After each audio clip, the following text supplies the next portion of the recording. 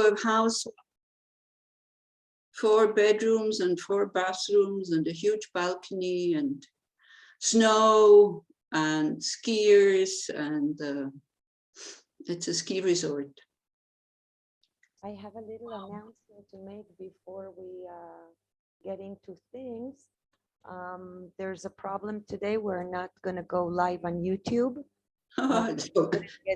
You know what? I totally don't care. Letting everybody know. So we are recording on Zoom, and I guess we will upload it later to YouTube, but we're not live on YouTube. Yeah, it's okay. There's so many things on YouTube, you know. I mean, hello, Nitan. Are you coming to Israel soon? Well, I have a plane ticket for the 23rd, which is in a week. So I'll see. I mean, I think now the only hindrance would be that, you know, I have to have a PCR test made. So the only hindrance is that I'm kind of showing positive. Why? Well, why? Because, you know, so many people have the coronavirus without knowing why they have the virus. So why not me? So I'm not meeting many people. Actually, the Swiss government today, they opened up a lot. No more certificate in the shops, no more masks, only in public transport. No more home office, no more this and no more that. So yeah. But I still need that PCR test in order to get on the plane. And then I need to do another one on arrival. I mean, this is a condition. There's nothing you can do. So that's what I'll do. Okay. So we start with just a reflection. A little bit stabilizing the mind. Hello, Dina. Hello, Hila.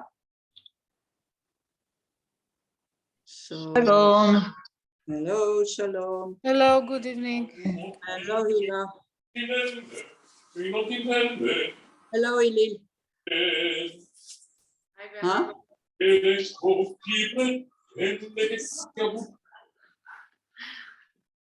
I don't understand, but it seems to be something funny, so it's okay. Funny is always good. Okay, so let's just sit with the straight back and connect to the body.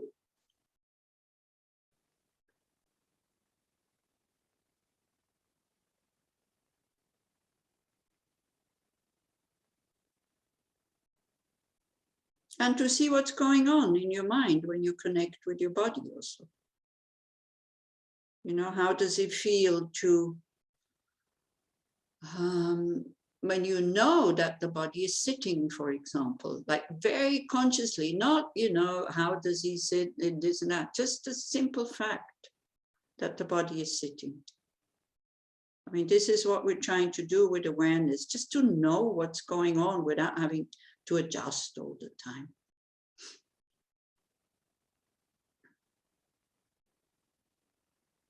And then you can do a lot of things, you know, you can either just stay with that fact, if you, especially after a day when you had a lot to do and your mind is very restless, it's really good as an object of, for the mind to calm down, just the posture, the body posture, just to kind of, it's difficult to say how to do this, but just to keep this awareness that the body is sitting, because it's so easy to find.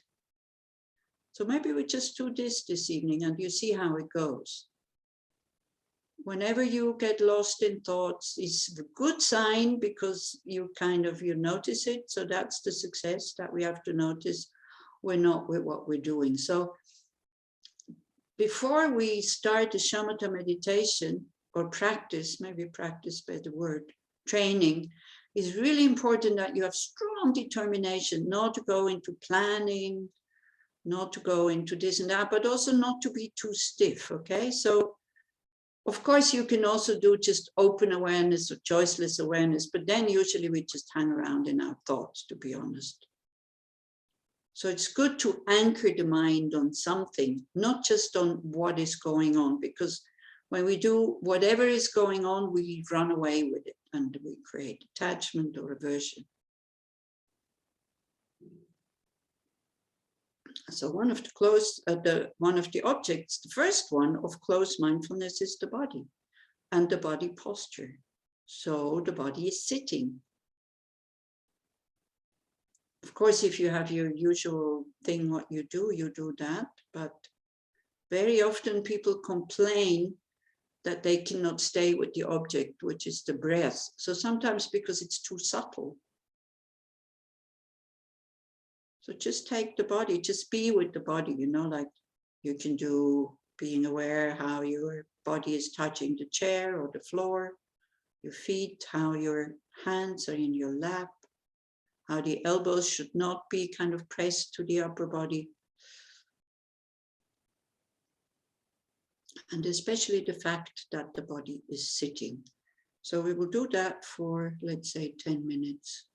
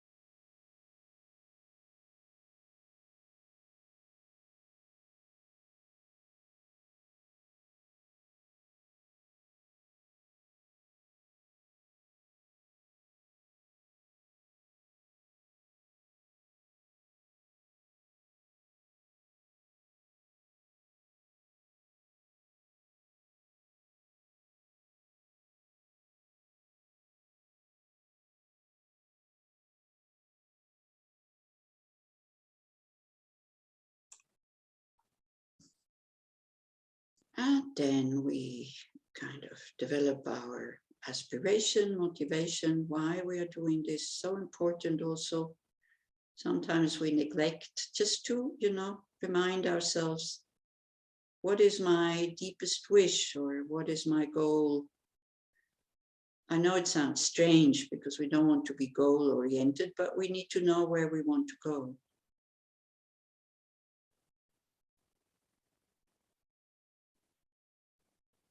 And especially with enthusiasm, if we don't have any aspiration, or Keshitashi calls it a yearning for goodness, yearning for purity, a yearning for freedom. Not the freedom not to be under the control of a government that you don't like, or a boss, or your parents if you're very, very young. But the yearning to be free from being under the control of our unhelpful emotions like attachment, desire, anger, aversion, frustration, stress, unreasonable fear, self-concern, jealousy, miserliness, confusion. The list is very long.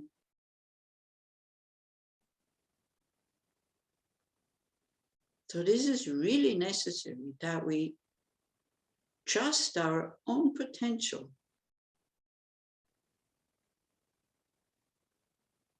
How can we trust that? By seeing that we can reduce these attitudes when we understand that they are not helpful and when we apply methods.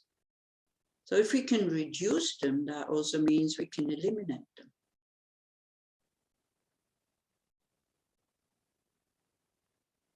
Do we trust that potential that we have, that our mind by nature is totally pure, that we can live without these unhelpful emotions, especially the wrong view, seeing things as existing separate from our mind? So we don't see that whatever we perceive is just a projection, like the image in a mirror.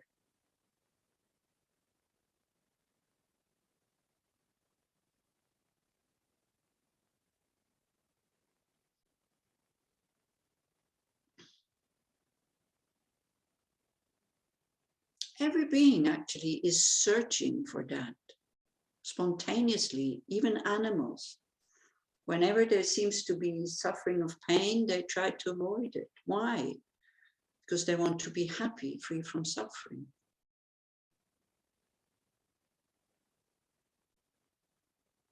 The only problem is that we're looking in the wrong place. We usually change outside conditions. And then, yes, sometimes we are happier for a while, but then again, dissatisfaction kind of starts. And we look for something else outside.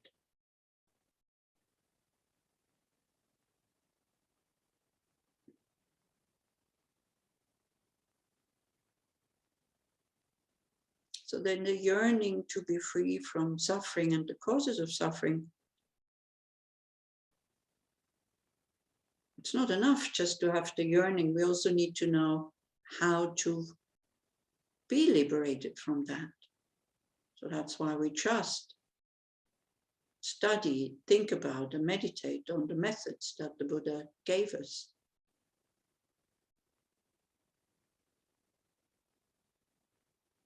And because we're studying this text, which is called, a guide for a Bodhisattva, so just our own liberation is not good enough. We want to lead all mother sentient beings to that state. And the question is why? Why do I have to do this? It's because every lifetime, so many beings have to do their job properly so that we can have a decent life. In the past, in the present, in this lifetime, and also in the future. We receive so much from so many beings every minute, every second. You know, the fact that we can be sitting here in front of a machine, see and talk to each other.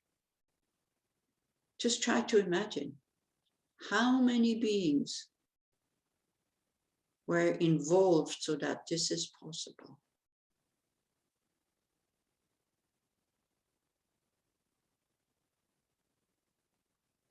And this goes for everything.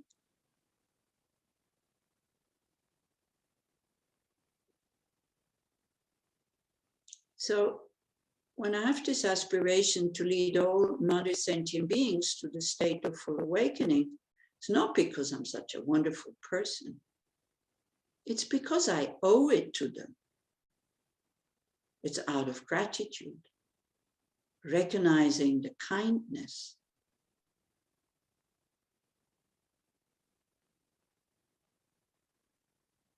So there again, you check your own attitude. How does that sound to you? I will lead and guide all sentient beings without excluding even one to a state which is full awakening, where there's no more suffering and causes of suffering. How does that sound to you?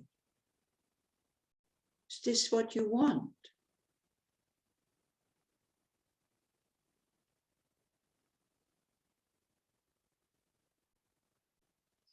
And then if there's a clear yes, then just check the state of your mind. How do you feel when you say this? It's very important also. Don't expect anything, just do it and then check.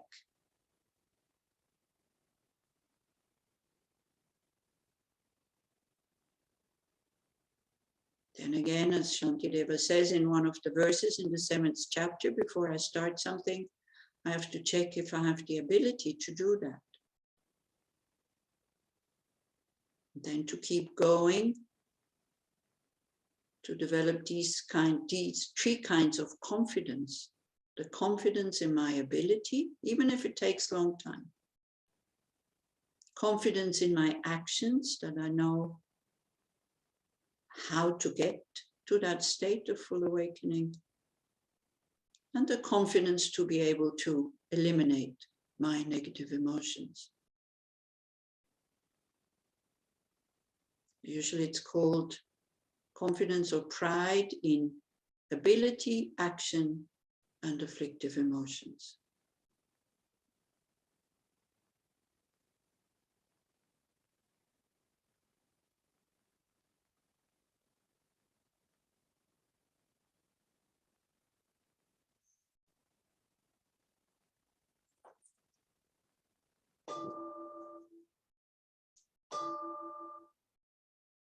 Okay, I don't know if you heard that, because I don't have my singing bowl anymore because I moved house. It was not my singing bowl anyway. So now I just kind of took something from here. Okay, so how did it make you feel? How do you, Bodhicitta, guiding all mother sentient beings to a state of full awakening?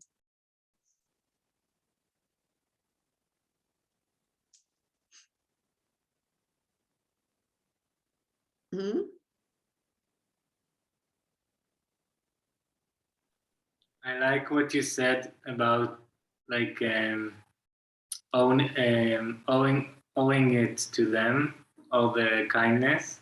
Yeah. It resonated something into me, like not in a must and like hard place, like you must return a favor, like in more a smooth way, like you have like a good reason to pay kindness, something like that. That's a very good point, Nitan, because you see, when, for example, I am homeless, okay? I don't have an apartment, I don't have a house, And people, are so kind to give me their living space. So this is very kind because, there's a lot of homeless people. They don't have anybody who kind of invites them and gives them place to live.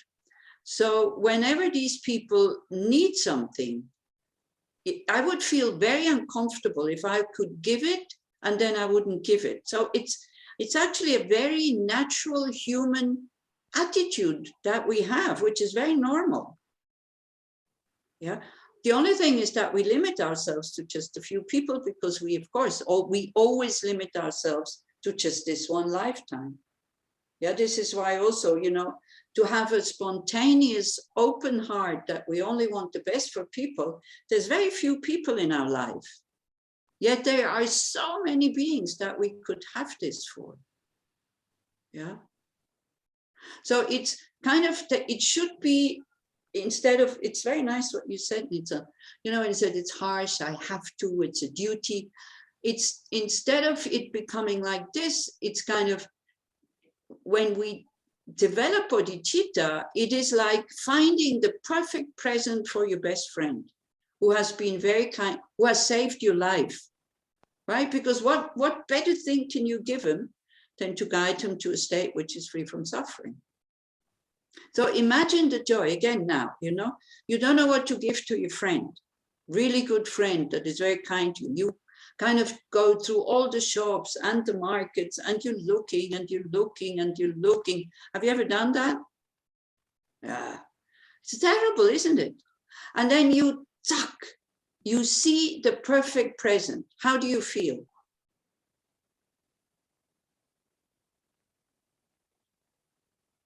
Noah is smiling. Yeah, like a relief. Very satisfied. Yeah.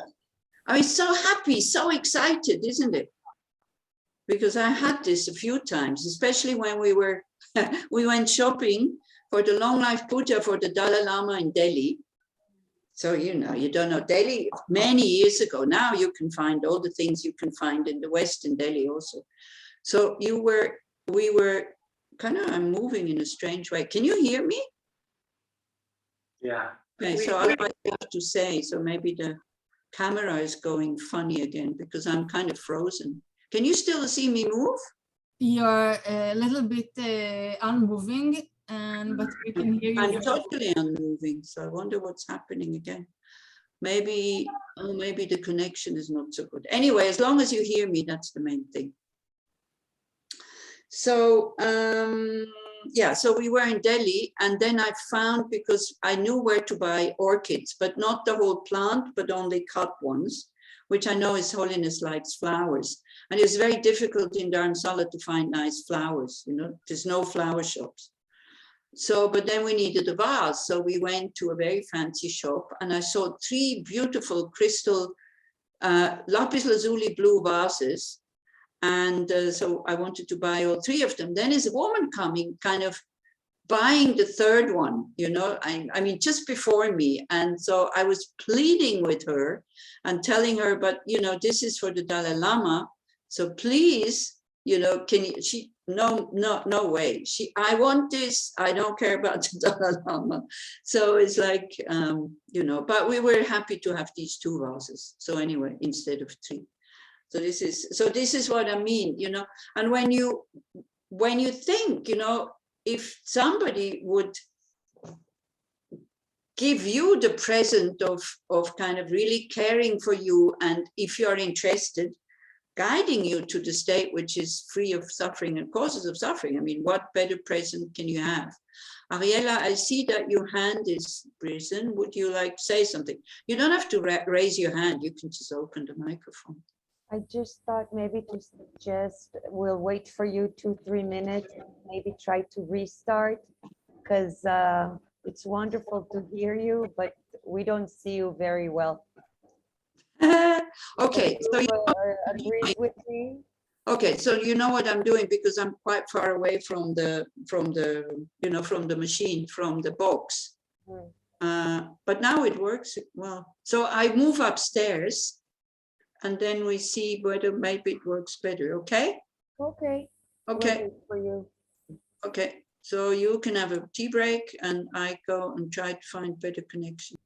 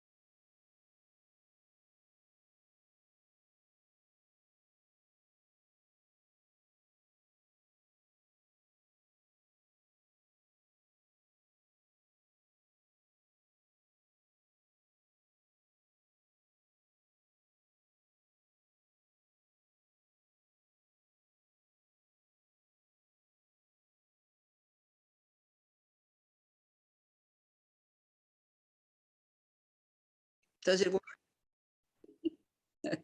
I'm really sorry.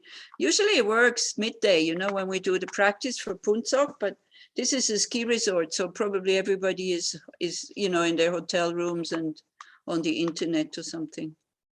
So we'll see if it keeps working. If it doesn't, then Now it it's does. much better. It's much better, yeah, because I'm closer to the box. So so let's hope it keeps anyway. Okay, so bodhicitta, the best present that we can give to people, or sometimes the best present you can give to people, is a good internet connection also. Who knows? But anyway, this is probably the last time that, you know, that I'm doing it from here, because then next week I should be sitting on the plane, or at least in the airport.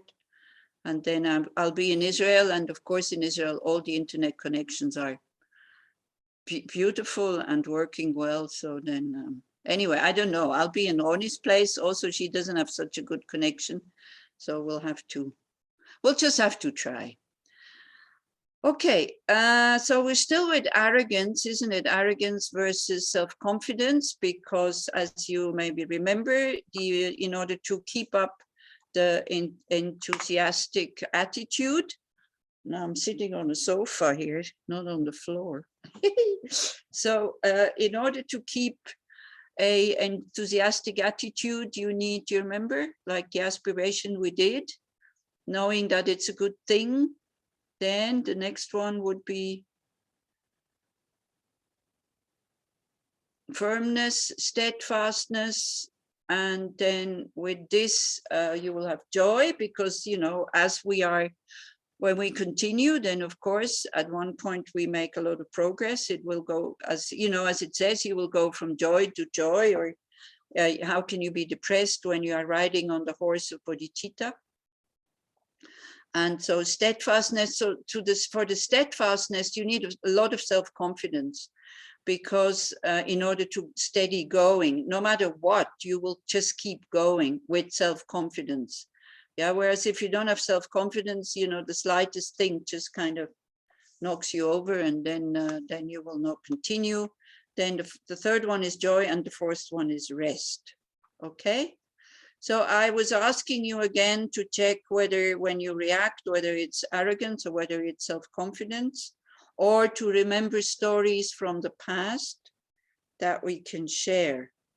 While I'm looking for the text again, so maybe you can, anybody that has done this during the week?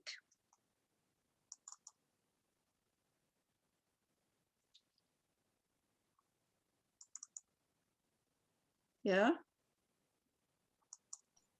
No? I did, Okay, so then.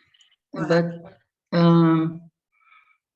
well, actually, I was thinking a lot about someone who is very dear to me, and Who's very what? dear to me. Okay. I care a lot about her. Okay. And she takes everything she takes life always in a very, everything is hard, you know, everything is hard, and with a negative attitude, like it's not going to happen what I want. And I always try to tell her the opposite.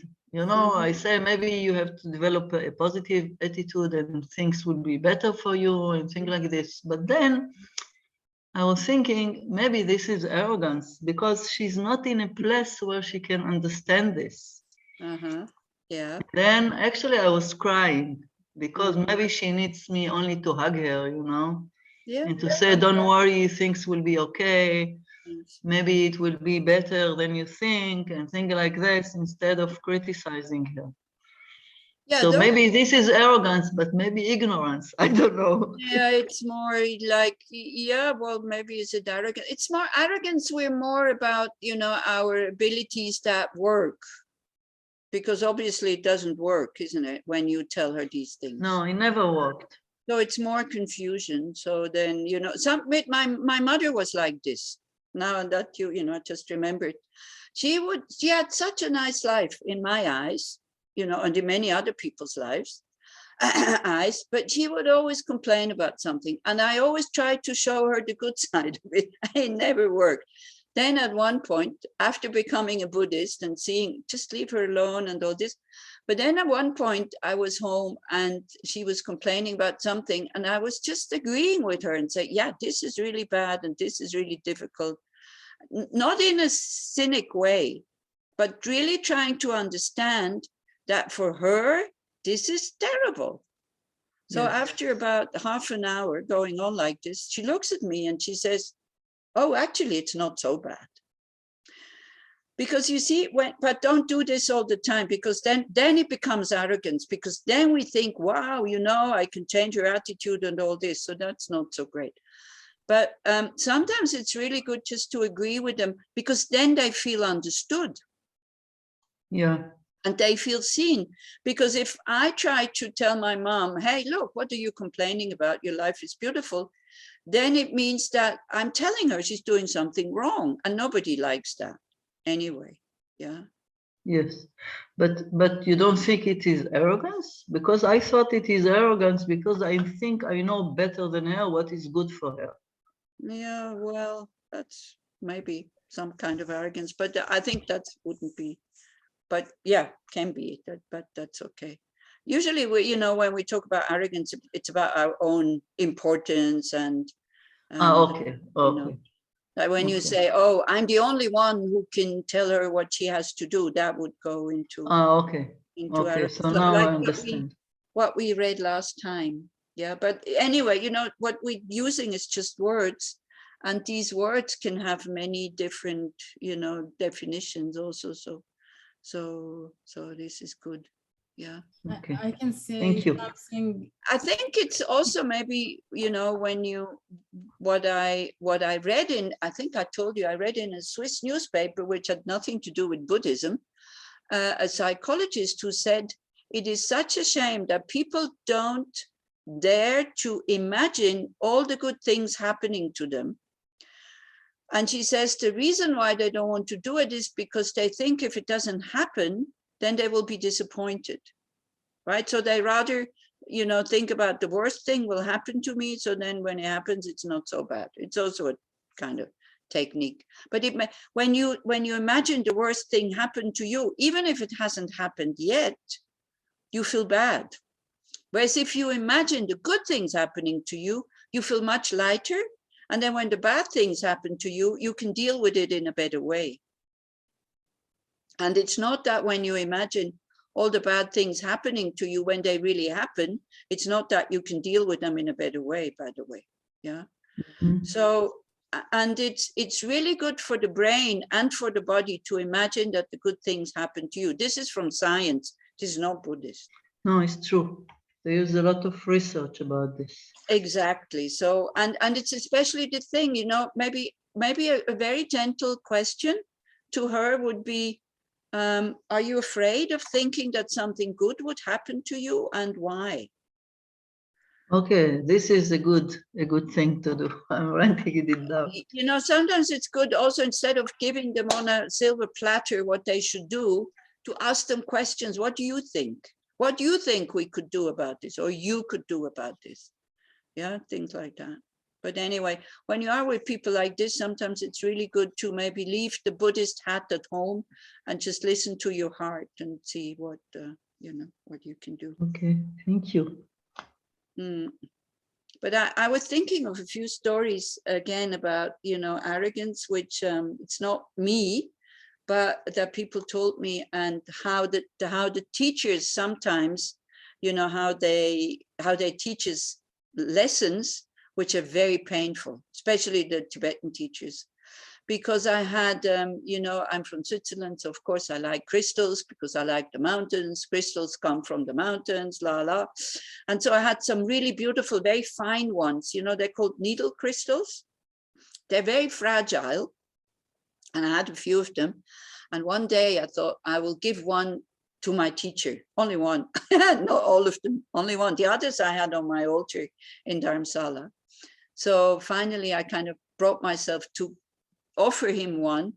And then not a little bit later, somebody who came out of his room and she had something in her hand, and she came straight to me and she said, "Oh, look what teachers gave me." And you have 3 guesses what it was. You know, so there is the, you know, it's not just arrogance, you know, I'm so generous, I give him my most beautiful kind of needle crystal. It's more kind of when I give something, do I really give it? Or like it's not mine anymore? And of course he can do with it whatever he wants. Or is there something that I'm still holding? So sometimes when you are living around the teachers, especially the Tibetans, it's painful what they do, but if you have enough self-confidence, you can really take it. You know, it's very funny when I tell the story, but it's you know, especially with somebody that I don't like, right? So yes, Ariela. So they actually do it as a teaching, Yeah. or is it their own disattachment to things? Well, you know, when it's like the person I don't like, I am there at the moment when she comes out of the room. I'm pretty sure that was totally planned. So, you know, they're not ordinary beings, these gurus, right? So they know what's going on in your mind without you having to say. And people who live near gurus, they can tell lots of stories like that. You know, that how did he know, kind of, So but it's a yes, he learned did know. experience. So then, you know, everything they do out of, they do to give us teaching. They do spontaneously. Their mind is so developed that they spontaneously do the right thing to get us to enlightenment. You know, so on detachment, of course, you know, it's just showing me my stupid expectation that my guru will keep everything I give him. You know, he gets so many things from being. So then it's good for you to know, if you give something to the gurus, it's like, you know, try to be practical, because sometimes people give them huge picture books of the country where they are, and they travel all the time. What are you going to do with these books? So of course they give it away also. You know, to make somebody a happy mind, to give somebody a happy mind. I mean, the person who got the crystal, she was very happy, you know. So like this, like also whatever you give me, I usually also give it away. So because I don't live anywhere. So if you don't want to be hurt, if you want me to keep it, then please don't give me anything. So that's one thing. And also at one point it was in Brazil, and people had organized the teachings of His Holiness the Dalai Lama. And so in Brazil, so then there was, a lady, a young woman who came, and she asked them, she said, "Can I please sit in the front, because I have so much devotion for the Dalai Lama." And you could see that she was poor, like the way she was dressed and all this. And usually people who organize the teachings of the Dalai Lama, you have to have a lot of financial resources, because you have to pay for it. And it's expensive, because he comes with a huge entourage, and of course 5-star hotels for everybody, cars, security, the whole that you have to rent. So it's usually people have a lot of money, and some of them are, you know, they are not arrogant, but they also behave like rich people. Anyway, so she was poor, and they said, no, this is for the sponsors, because you need sponsors also when you organize the Dalai Lama, until you are somebody like in Israel who paid the whole thing, one person at one point. And so they said, it's for the sponsors, you can go and sit in front. And then they offered the Dalai Lama a beautiful white conch, which was coiling to the right, and they're quite rare, and it was like big like this. And so he was, thank you very much, very beautiful. So he was holding it, and he was walking out, and all of a sudden, you know, everybody behind him, and all of a sudden everybody stopped. And the person that was, you know, telling me the story, she was one of the organizers. She didn't know what was going on, because first is the Dalai Lama, then the security, then the lamas, and then she was behind. So she kind of looked what was going on, and there is the Dalai Lama talking to this girl and giving her the conch. And she said, wow, I got the lesson of my life, you know. It's like I cannot decide who should, who has devotion and who has no devotion. And then another person who was a big sponsor for teaching also in one country, and then the Dalai Lama was in another country. And in that country, it wasn't the sponsors sitting at the front.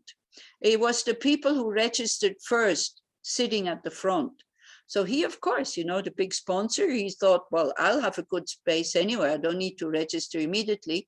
So he was sitting in the back, quite in the back. And he got so angry. He told me the story. So there you go. When you see your own arrogance and you see what you're doing and you can tell somebody about it, that shows you have a lot of self-confidence. Yeah. So he got so angry, kind of, don't they know who I am? Why am I sitting at the back? And he was marching towards the front. But before he arrived at the front, he understood what he was doing. And he just dropped the whole thing. And he said, but I can see the Dalai Lama. I can hear him. So why do I have to sit in the front? And he walked back. And he said, I was so happy about my seat in the back. And his wife, who was with him, she said, I was so relieved because every time we go to a hotel, he's asking for a better room. And she said, and I'm so embarrassed every time. So there you go. When we are able to talk about it and when we see it, then we have a good chance that we're not kind of, we're not under its control anymore. Yeah. So those are really nice stories, and it's good to, to remember them, and it's good for us to see and to be able to laugh about it, because then we have the self-confidence to talk about this. Okay, so can you do... I think there is, can I say something? Sure. I think there is an exercise, very nice exercise that somebody gave me once to deal, I think, with self-confidence. My mission was to go to people that I know and ask them what they like about me and what they dislike about me. And I remember it took me a long time to go to the first person and to do it, because I was so terrified to hear all the bad things about myself. But then I did it. And it was really a very, very interesting lesson for me also. Yeah. So I think I could do it when I gain more self-confidence. Before this, I couldn't do it. Right. Yeah. Yeah, it's good to see our own thoughts. I mean, we don't need other people also, because we don't know whether they're telling us the truth. Everybody tell you something different. Yeah, exactly. Because people who like you, they don't dare to say what they dislike. People who do not like you, they love to say it, and they say it in a totally exaggerated way. So it's not so trustworthy. But we have to check it ourselves. We have to discover it ourselves. Ariella, can you give me the co-host again? So that because what we want to do now is to go into these antidotes. Last Wednesday, we looked at what is arrogance and the 3 keys, which was simplicity, devotion, I think, and friendship, if I remember well. And now I have to, because I had to close the computer. Okay, here we are, just a sec. So now we look at the antidotes that he is suggesting. Okay. So like the 3 keys, we were looking at what simplicity, devotion, and friendship. Yeah, exactly. Just be, have the courage to be who you are and not to put up a facade, which at one, everybody, do you know people who always kind of fake that there are something? Do you see that they're faking? So then why do we think that other people can't see when we are faking? Everybody can see it. So it's like, yeah, so just be simple. Yeah, be ordinary, normal. Normal is a good word. Okay, so then we look at the antidotes. So pause, antidotes, change perspective, release its nature, taking it as a path. Actually, it's not 3 steps, it's 5 steps. I don't know why I wrote 3. Because this is in the book, it's It's for every negative emotion, it's the same way, but a little bit different antidotes. So the first step is always pause and refuse the cooperation with pride. So this is why aspiration is very important, like knowing, okay, arrogance. So sometimes it's, it's pride, sometimes it's arrogance, but it's always in the negative way here. So we need to really be determined that, no, thank you very much. I don't want to be an arrogant person, because these negative emotions, they make us act out of habit and out of tendency. And then we don't notice. And then again, the tendency and the habit becomes stronger. So we relax the tendency to boast. We do not give in to its temptations. To be able to do that, first we have to be aware that there is pride in our thoughts and behavior. Very often it is very seducing. Our face is beaming with self-confidence and well-being, and the conversation flows effortlessly. So you see, it's okay when you are really feeling well and everything is going well and you notice it. That is still okay. Yeah, that's not arrogance. That's actually, you're very happy about your ability. So don't think you have to make yourself into a nobody that cannot do anything. The problem arises when we start to compare, and it's very, very quickly, or, if you just go like, wow, this is going really well, it's okay. But when you go, I'm the best, or I'm better than others, then it's arrogance and then it's pride. Yeah. I'm the only one who can do this or can solve problems. I had this once in Switzerland also, when we were trying to solve a problem. I can't remember what. But anyway, I immediately came up with the solution, and behind it, and for that, you really need to be aware, because you don't see it. When you're in the action like this, you don't really see it. And behind it, I really had the thought, wow, look at me, I can solve all the problems. And I saw it, and then I was able to cut that kind of, look at me, how fantastic. And then I started laughing, So this is our task. This is what happens when we start to pause. When we see arrogance is arising, even the pause is just 3 seconds, but you don't, you don't continue on the same kind of thing. So that is the moment to check for pride, when you start to feel good about yourself. Yeah. And so when you see that, this is happening, then we stop our exaggeration in the stories, which I always do. I told you, I used to lie a lot. Now I only exaggerate. So we stop to point out our qualities, a very clear decision to be normal, to kind of blend into the group. This decision is preceded by an understanding how devastating the effects of pride can become. Pausing gives us the possibility to go into a different direction. We find the joy to be somebody normal. Anybody knows that book from not Pema Chödrön, gosh, what's her name? Ayakima, Being Nobody, Going Nowhere. It's a very old book because she died a few decades ago, and it's the first Buddhist book I read, and it's really fantastic, because that's what we want to be. We want to become a happy nobody who is not going anywhere. Sounds strange, doesn't it? That's another thing about Buddhism, it's kind of we want to attain enlightenment, and then we have to become a nobody who doesn't know where he's going, so that we not fixate on the things. This is the thing. We still know where we want to go.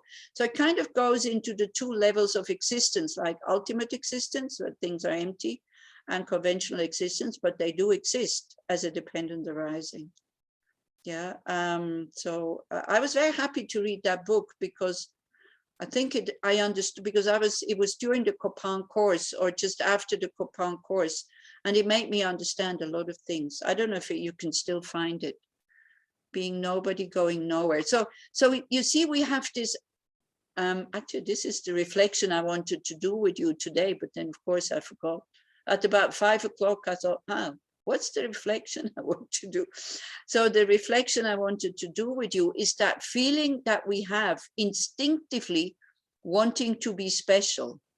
Like, not when we are amongst friends, but even then, you know, you can notice it when somebody tells you about their problems that they have, that we immediately want to be at the same level, and we start to bring in our own problems that go in the same direction. Yeah, so, you know, we want to be also special. So this is really good when you go, especially into a new group or to a party or whatever, and you know, nobody's looking at you, nobody's talking at you, not to feel embarrassed, but just to relax and say, yeah, okay, I'm normal. Nobody's interested in me because I'm not special. Because you see, we have all these problems because we want to be special. And then we start to exaggerate, and we start to, you know, put others down or treat them in not such a nice way, and so on. Is that kind of clear why arrogance also kind of goes in that way? Look, I just continue with the text, and then if you have a question or if you want to say something, just open your microphone and do so. Okay, in order to work with pride, we have to notice when we get artificial, you know, when it doesn't really flow so much anymore. We add in order to show others how wonderful we are. Like we add something to the story, which we always do. I'm sure I'm not the only one, right? So it's good to see. We play a role. So we relax into that and let the mask fall. Behind that are very often feelings of loneliness, insecurity, fear, neediness, and at all costs, others should not notice this. Yeah, we can tell our problems and all this to our best friends, but somebody that we dislike, we would never tell them our problems, you know, loneliness or fear or things like that. We do not show our vulnerability. By the way, another good book, which is The Psychologist and the Buddhist, which you all know, I guess, it's Brené Brown, I can't remember, which is called something about the perfection of vulnerability or something like that. Have you ever heard of her? So she comes more from the psychological side, like the courage to show your vulnerability, because everybody is very vulnerable, and that makes you really strong. This is the thing. So no, Brené Brown, she's called. There we go. Gosh, I haven't talked about her since a long time. You can find talks by her on YouTube, by the way. Yeah, so we can learn to live with these very common feelings without making a big deal out of them. Then we can meet people in an open and honest way. Superman and Superwoman are fiction. We become normal human beings, and it is now that we can also develop compassion and experience joy and lightness. Basically, proud people are quite stiff, even if they are great animators and make everybody laugh. Okay, so the second one, so the first one is to pause and notice. Tara Brach, you have heard of her, yeah? Tara Brach. Okay, so she calls it the RAIN method. Yeah, so she doesn't call it stop, but the R is recognize. A is acknowledge. I is investigate, and N used to be at the beginning non-identification, which would have gone into emptiness, but now it's more nurturing. So she calls it the RAIN method.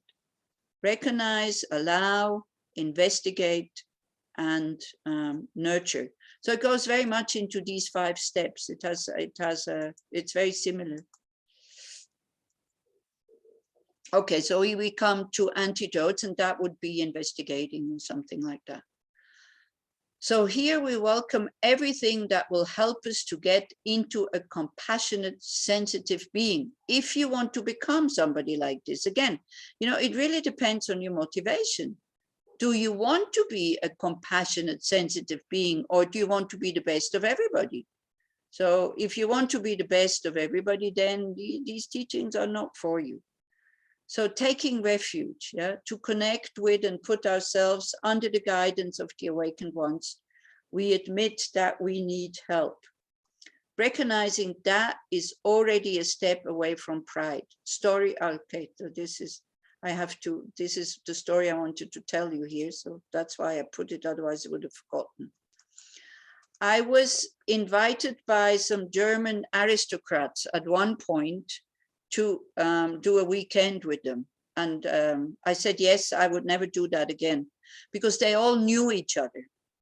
So of course, you know, it's very noble and very arrogant people in a way. Not all of them. Some of them had this very natural self-confidence, and some others didn't. And the others who didn't, they wanted to be better than the others. So, so they wanted to know about Buddhism, but it was very difficult because they didn't think that they need a guide. They didn't think that they need somebody to tell them what to do. They thought that they would all know it themselves. So we went for, you know, and then I asked them, do you want to be in silence? They all said yes. Nobody kept silence. You know, do you want to do meditation? Yes, in the morning. Yes. Out of 8 people, I think 3 came to the meditation. Others would just come walking in during the meditation, like absolutely zero discipline, respect for others and all this. It was really interesting to see. Yeah. So, but the ones who had invited me, they had this kind, they were noble. They were really noble being. Okay. Thank you. Thank you, Dalit, sorry. So, or was it, anyway, it was somebody. It was DFI. So I don't know, we have 2 DFIs here. Oh, it was you, Ariella. Okay, so, very good sense. okay, so then they said that, you know, we don't need the Buddha to tell us what to do. What you're telling us, we all know it. It's very normal. It's very natural. It was more these arrogant people that in German, we call them new rich, you know, not people from who had titles, but people who were just very rich, but were friends of these other guys. So I decided to do a walking meditation, and it was in what used to be Eastern Germany, and it's very flat there, yeah, and there's huge forests. So I said, okay, we go walking meditation in the forest, in silence. Okay, so you were walking, and you know they were chatting behind me, and then there was a crossroad. So I said, look, now, I don't know where we're going, right? So like if we go this way, I think I have a good chance that I know we come back to the place where we were. If I go this way, I have no idea where I end up. I will go now this way where I have no idea where I will end up. Who wants to come with me? These arrogant people, none of them came. The only one who came with me was this Teresa, which is a princess, you know. She said, okay, I come with you. I just wanted to show them that if you go into a difficult situation and you have somebody with you who knows the path and who knows the way, you can go and follow with full self-confidence. If you don't know, you know, there's this insecurity. And then at a certain time, I myself, I got a bit frightened. I wonder, you know, I was wondering when will we come out? Because then 2 guys who were a bit drunk came on their motorcycles, like, you know, a process, but they left us alone because I thought it's not very clever what I just did, you know, to put myself into danger like this. But it was to kind of, you know, to show the others that's very difficult when you don't know the path. But of course they said, well, we know everything you're saying, we already know. So it was a difficult weekend, but it was interesting. So taking refuge, understanding that we need help. In order to become a compassionate, sensitive being, we do need help. So this is why we take refuge. So then we can do Tonglen. If I recognize that I need help, I can see that others do too. Then an open connection can be created coming from our open heart. Tonglen is also not about you, okay, for a change. That's another attitude that we have. Spontaneously, it's always about me, right? This is our kind of automatic pilot. When we're not mindful, it's always about me, yeah. So Tonglen is not about you. By the way, we will do a Tonglen day when I come to Israel in Kfar Monash, I think on the, I don't know the dates yet. So if you want to do that, then you can come to Kfar Monash. I think it will not be on Zoom. We try to do 2 days in Kfar Monash, which will not be on Zoom, so people come. The other things, most of them will be half-half, like, you know, present, like in Alon's place. I will be there, but it will also be on Zoom and other places too. I'm not so sure yet about the program. Tonglen is never practiced out of pride. You know, don't go like, oh, look, I'm so great. I'm so courageous. I'm doing Tonglen. I'm taking away your suffering. So it develops its strength in modesty, like, you know, kind of that the other person that we do it with is released from suffering is much more important, whether I get the suffering or not. You know, it's always the first question people say, oh, but what if I get the suffering? So it's not the right attitude. It's not about you. You know, the main thing is that this other person is free from suffering, that they don't get the suffering. Of course, we cannot take away the suffering from somebody, but what we do, we develop the attitude that if we could do it, we would do it. Yeah, so this is why we do Tonglen. It's to increase our courage, actually, to bear suffering. In Tonglen, I am not the great Bodhisattva who liberates all beings from their suffering, but a human with all his problems and weaknesses that recognizes that others go through the same. He is now ready to share his problems and difficulties and to support others with love and joy. More important than applying methods is to see hidden pride. It hides behind artificial humility, low self-esteem, fear of failing, stage fright, and so on. I am aware of the separating, emotionally protecting, and very self-centered attitude that always accompanies pride. So this is Dina, maybe, you know, when you talked about your friend, then when you try to help her, this is where you have to check how much self-centeredness is in there. Is it really just about her? Or is it that, you know, I want to be the one helping her? And this usually we don't see. These attitudes are very, very hidden. You know, we think we're doing a great thing. And then at the end, when we're calm, maybe, or sometimes without even thinking of it, all of a sudden it pops up and we go like, oh gosh, you know, what I thought was a really kind thing to do was for my own kind of self-interest or whatever. Yeah, so this is where he says here, be careful of your hidden pride or your hidden arrogance. Yeah, which for that we need a lot of self-awareness.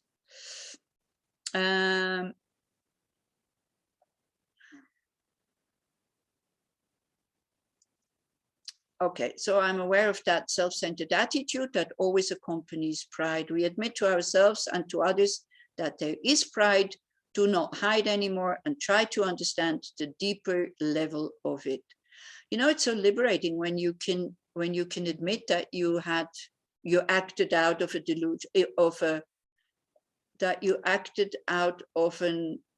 a delusion. I got angry at somebody at one point, and I felt really bad about how I'd blasted him. And so I just went there and said, look, I'm really sorry. I was just angry. Instead of, you know, kind of cooking up excuses why you were angry and all this, and the whole tension just fell apart. If we can just admit, you know, I'm sorry what I did, I was angry. So very often this works for the other one also to let go of the pain that I have just caused, because they understand that anger is not me, and that when we are angry, we're out of control.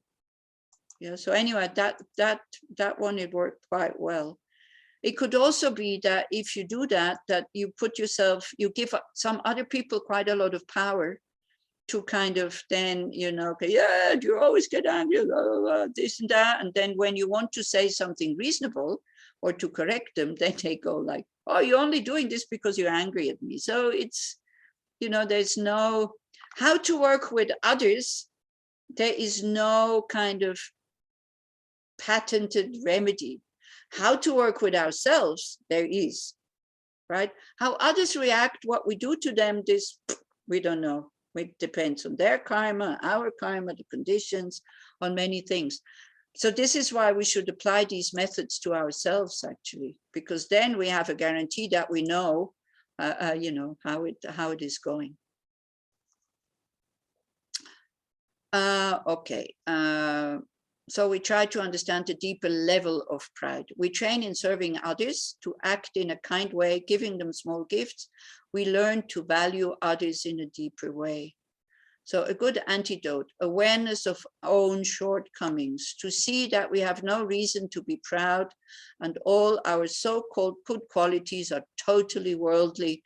We are not able to liberate ourselves, forget about others from samsara. So this is also good.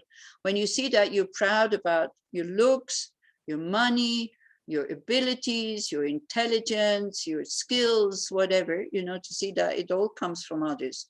And then this one is a good one. How many of our qualities that we are so proud about help us in a crisis, getting older, in sickness, pandemic, fear, loneliness, or having relationship problems? What do you think? Are there certain qualities that you have that you feel proud about?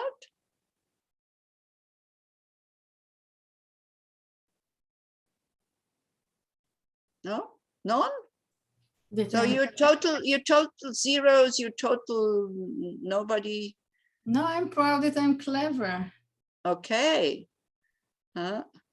I don't Does know it if help you? So again, you know, now this is the thing.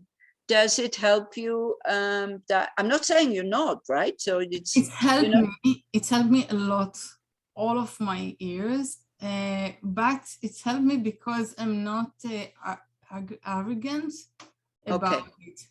So Okay. this is the big difference. Okay, good. I had to learn myself how not to be, but there is a lot of years that I'm not. So it's really helpful. Sorry, because I can help other people and I can help myself. So, and it's helped me to learn Buddhism. Yeah, that's good. So you see, but being clever, this is one thing that it has to do with the brain. So the brain doesn't come from us. The brain comes from our parents.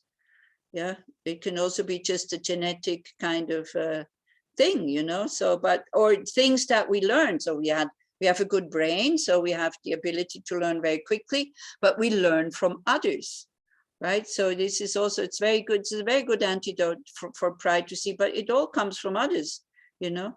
Even being clever, it has to do also with the brain. You have a good brain, but it's a bit dangerous because the brain can fade, you know, with age. And then if we identify with it too much, looks or cleverness, memory, and all this, then we will suffer a lot when we lose it, right? I totally lose it when I had the accident 10 years ago. But then I discover a whole new world, and then I discover how clever I am, and still. Good. No, I'm laughing, but this is the way you choose from each time what to do. I mean, even if you are clever or not clever or whatever you have, I'm dyslexic. So all the time is choosing. Do I choose to do the bad thing? Do I choose to do the good things? Do I do things because I want to benefit? Do I do things because I want to? I mean, all the time is. Yeah, so I'm a good student now. Actually, dyslexic people are quite amazing people, really. I mean, sometimes I'm almost sorry that I'm not dyslexic, but then also because I only see their qualities that they have.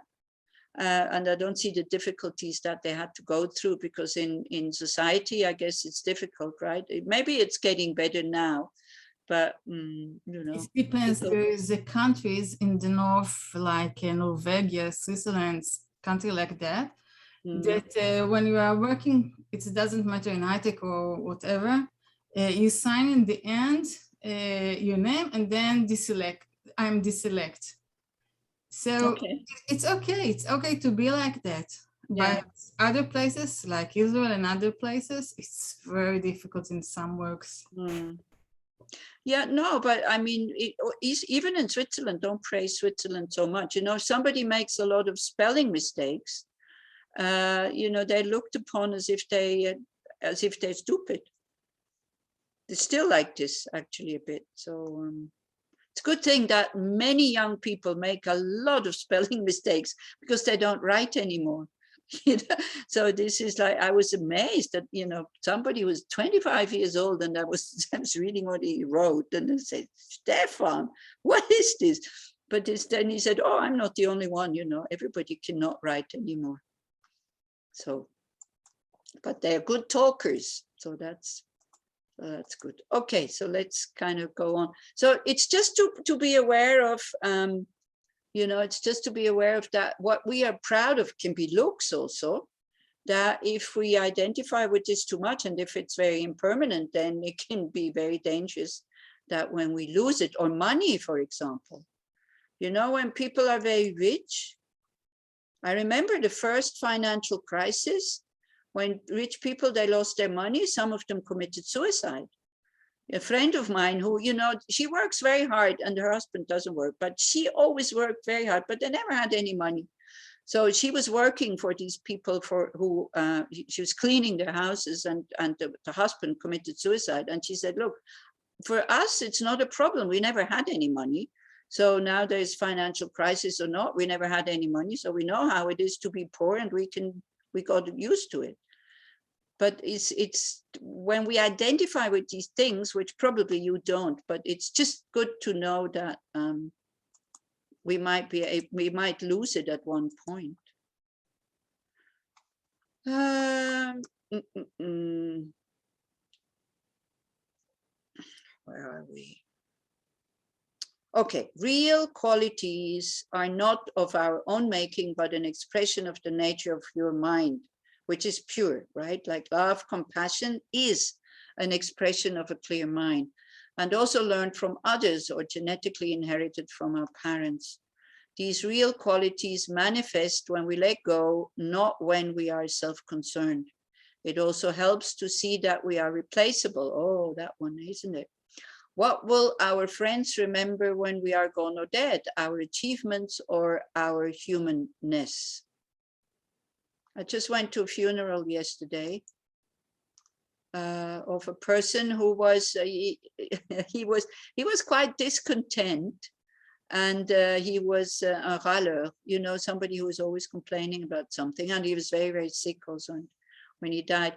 But then one of his friends actually gave a speech, and he talked about his negative sides, but in such a nice way, like, you know, this complaining all the time and all this, but in such a nice way and such a loving way that everybody in the church actually laughed, and at the end they applauded his speech that he gave, because it was so warm-hearted, you know. And seeing that, yeah, Dominic had mistakes, and sometimes he was not a pleasant person, but he had such a good heart also. So, and he was able to bring this across in a really, really nice way. So, you know, not talking about his achievements, which the priest was doing, you know, he said he was born then, and then he went to school here and here, and then he did this and this job. And I thought, like, oh, is this what the life is all about, what you achieved? But then the friend kind of talked about his human side, which I thought, why isn't the priest doing something like that? But anyway, you probably didn't know him. We need the sting of healthy shame to find a new and open attitude. Shame can be quite helpful, even though we don't like it, because it makes us then change something. If the body is the source for pride, good to contemplate its nature, that it's impermanent, and to see how the attractiveness will fall apart. We will develop the courage to show our fears and weaknesses. We admit to ourselves our longing to be loved and appreciated, to see how we depend on others, learn how to accept criticism, do not avoid difficult situations anymore, and develop a healthy self-worth, trusting our qualities that are actually there. We become flexible in our roles, sometimes at the top, sometimes below, or even at the bottom. Joy develops to see others more important than ourselves, to let them be the center of attention, and we experience a feeling of us instead of me and them. What will be helpful to see the qualities in our parents, teachers, relatives, friends, co-workers, with putting emphasis on the equanimity of us all concerning Buddha nature. So some maybe, do not have the ability to learn very quickly. Some others have, but all of us, we have Buddha nature. Specific Buddhist practices for pride are prostrations, refuge, praises, bodhicitta, contemplations, tonglen, guru yoga, chu. Actually, all Dharma practice done in an honest way leads to the dissolution of pride. Okay, what did I want to say? Here, not to be the center of attention. So, I guess most of us think that we're not doing this, but we still do, center of attention. We don't really want to be the center of attention, but also we don't like it when we're totally ignored in a group or something like that. So this is, don't be too smug by thinking you've solved all the problems already. Could be, but don't be too sure. This is why, he talks about hidden pride. So this will be, we continue with the text, not next week, because I should be on an aeroplane, but the week after, to go then to, so we did the first 2 steps, pause, and then use about the use of antidotes. And then we do the next 3 steps we do next in 2 weeks. Okay, so we go through it a bit slowly so that we can also discuss it a little bit, or I tell you some stories. Okay, so the homework would be to look for hidden pride a little bit, you have 2 weeks for that, to see, am I competitive? Or, somebody in your workplace, for example, somebody that's better than you, can I just rejoice in his or her good qualities because that means I can learn something from her? Or do I feel bad that I don't have the same qualities? Do I need to show now how I'm also good, or can I just rejoice and say, wow, you did such a good job? And if you feel that you have difficulty saying these things, then force yourself to praise also others, but in an honest way, please, not exaggerated. Yeah, not in a hypocritical, cynical way, but in a good way, as an exercise. Especially people you dislike, and to think, okay, they're better than me, but I also have Buddha nature, or whatever. Try to find your own antidotes, by the way. This is always the best, because the Buddha gave us so many teachings and so many antidotes. And out of all this, we have to find our own.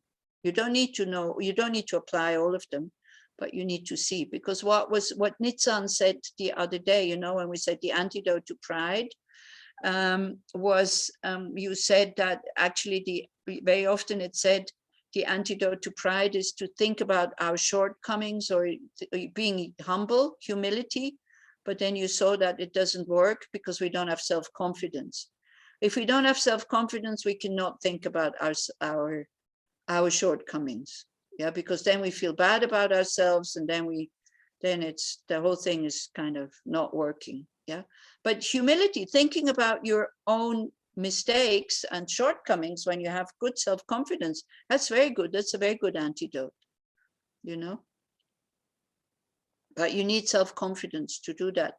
The self-confidence to have Buddha nature, the self-confidence that you can learn, the self-confidence that you can transform. Yeah, I wanted to ask, maybe it's you. I wanted to ask if this attitude is not a bit, not dangerous, but I mean, because you look for the faults, and it can hook up to looking for your faults, your shortcomings, and then it's like a negative mind always looking for the shortcomings. And yeah, you need to combine it with the self confidence. Confidence, right? Yeah. Well, you know what I usually say, because I used to have a really good memory. So then what I kind of, but now I forget just about everything. And so when at the beginning, people got upset. I think now they got used to it. So at the beginning, people got upset, why can't you remember? I said, no, I can't. And I said, look, I'm not doing this on purpose.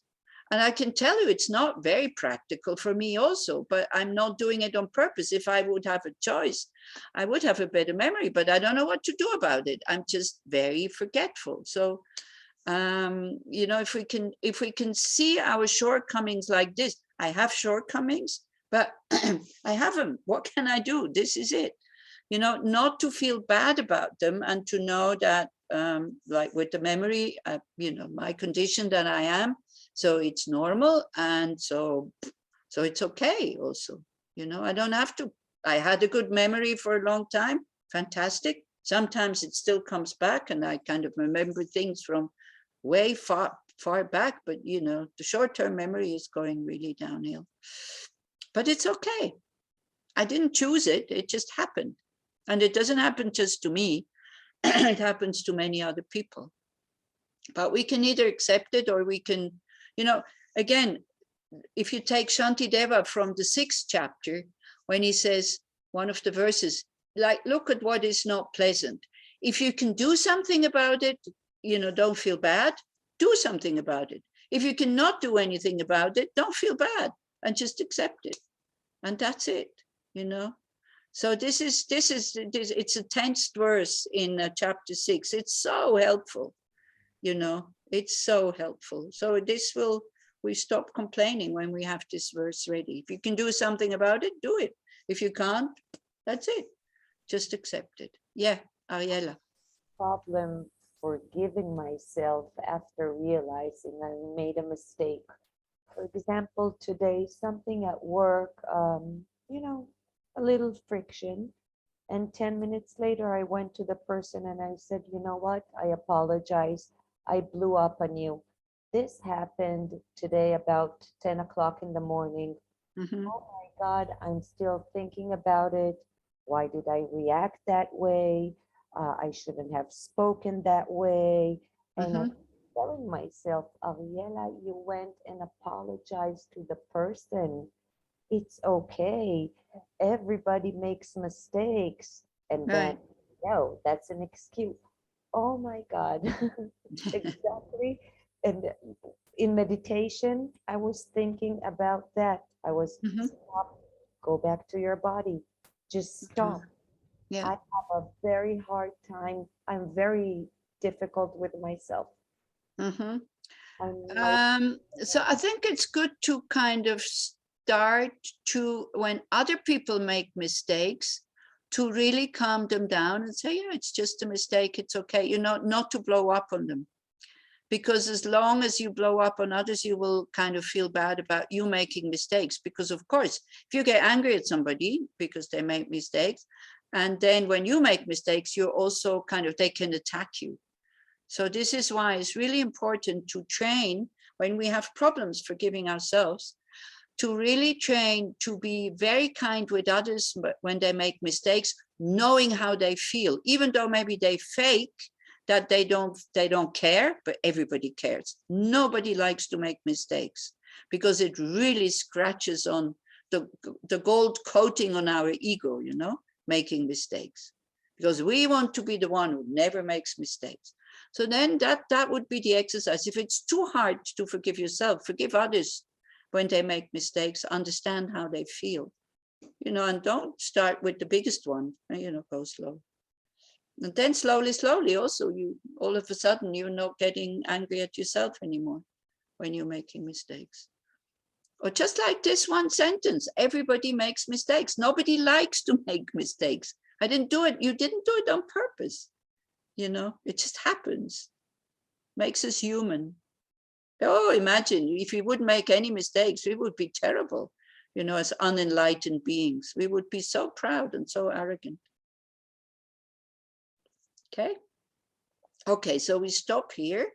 And so homework for next 2 weeks, looking for the hidden arrogance a little bit. Yeah. And or anything, you know, and starting to apply antidotes and see what works. So, and we dedicate all the positive energy that we have created, of course, again for Geshe Puntokla, so that he will be able to move. So, I mean, move, not just move to another place, but move his body so that he's not too exhausted. So to show some signs that he can react, so that he will be accepted by a rehab center, because that is the problem at the moment, that he is in this, still in this hospital in Beersheba somewhere. And it's fever, he keeps having fever. So then while he has fever, they will not, you know, let him go anyway. But the moment the fever is down without antibiotics, they don't want him there anymore. And his mother is really afraid that he will be put into just an institution where they just keep them alive, but no therapy, because the rehab center said, well, as long as he doesn't react, we can't take him. So it's a kind of, you know, in French you say it's the snake who bites his own tail. In order to be able to move, he needs therapy, but he can't have therapy if he can't move. So it's like sometimes he reacts, but not very often. And when, you know, the people from Levenstein were there, he didn't react, and she said, "Oh no, sorry, we can't take him. He's not reacting." So it's very difficult for his mom. So then we dedicate so that Puntok can start moving a little bit, at least reacting, so that he will be admitted to a rehab, to a good rehab center, so that he can receive the right therapy. And then, of course, we dedicate for ourselves so that we are able to recognize our shortcomings in a very sober, natural way. The same way, you know, you make a spot on your cloth. That's a mistake, but what do? You try to clean it, and that's it, instead of hiding it. So may we be able to see our negative emotions, to admit that we have them, so that we can apply antidotes and then finally attain full awakening in order to lead all sentient beings to that state. May all our teachers have long, healthy, and stable lives. Okay, so thank you very much. Sorry for the hiccup with the internet. Thank you. If I stay here, then I would know, but the owners are actually coming back, and they have a 90-year-old mom who is watching TV, who is, you know, right over there. So I wouldn't be able to do it here anyway. So then, because that's what she does. So, but we'll find a solution. Okay. We hope to see you in 2 weeks in Israel. Yeah, so do I. I hope it See works you out. in Israel. See you Have a in safe Israel. flight. Yeah, the flight is not the problem. But the moment I'll sit on the plane, then, you know. Make sure you don't get corona. Yeah, well, this I don't know, but then, yeah, if once I'm in the plane, then that's it. Then I think. If you stay in the mountain and don't see anybody, you will not get corona. Yeah. Okay.